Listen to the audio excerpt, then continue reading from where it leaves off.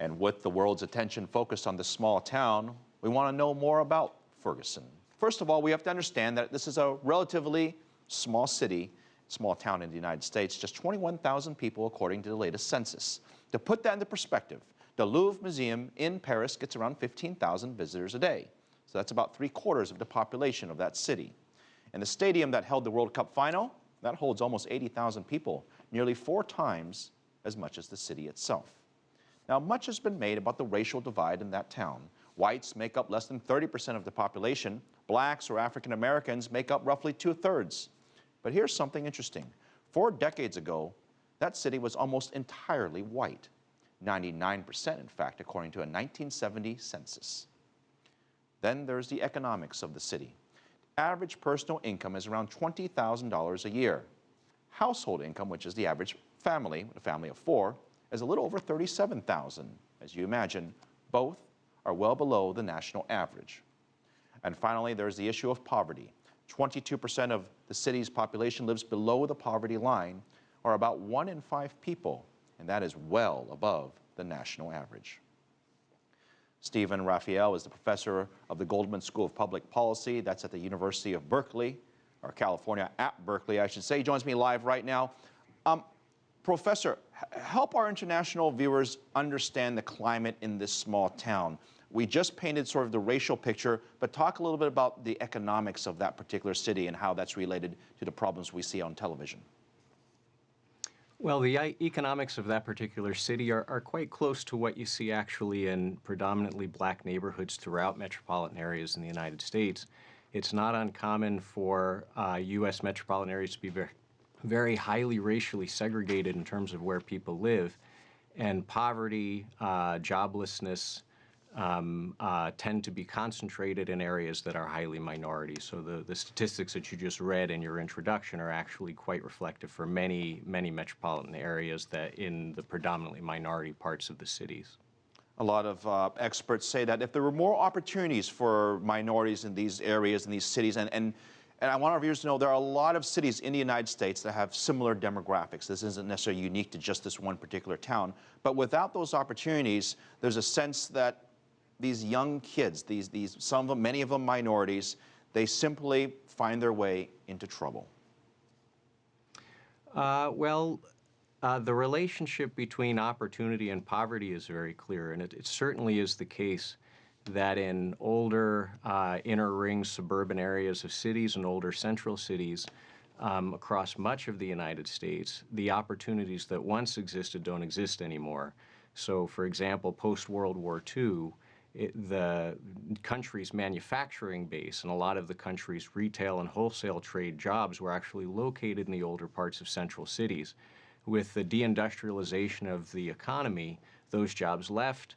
Upper income households and white households tended to move out of those older urban areas, and what has been left behind are areas that oftentimes are jobs poor, where housing tends to be less expensive, and where the population now is increasingly poor and minority.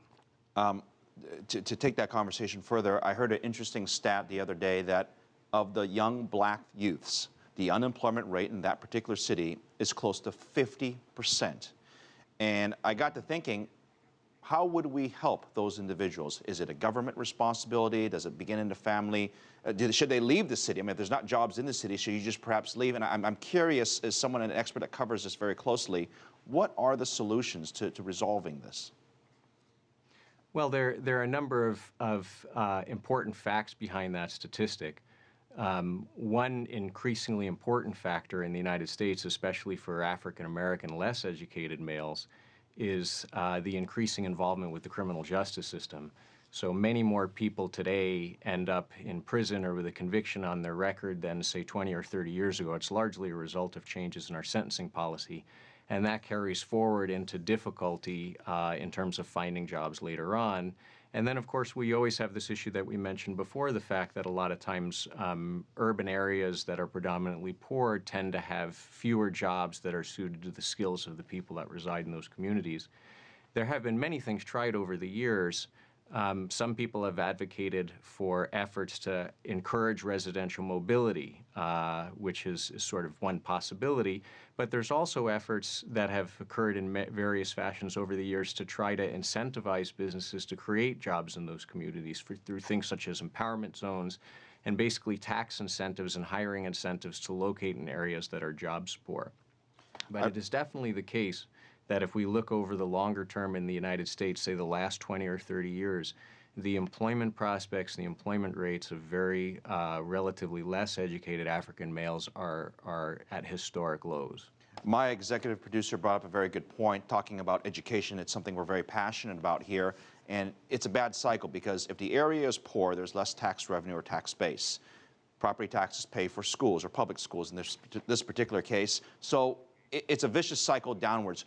Is there any way to break that cycle? Can the federal government, can nonprofits perhaps subsidize or put more money in these areas to improve the schools so that we can somehow break that cycle?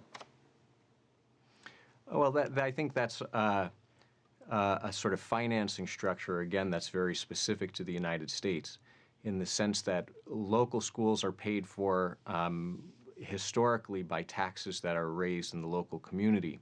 And since communities tend to be socioeconomically segregated, the neighborhood you live in and the socioeconomic conditions you grow up in oftentimes determine the type of school you're able to attend, the quality of or the socioeconomic status of your peers, and the quality of the plant and facility and teachers that can be hired and so on and so forth.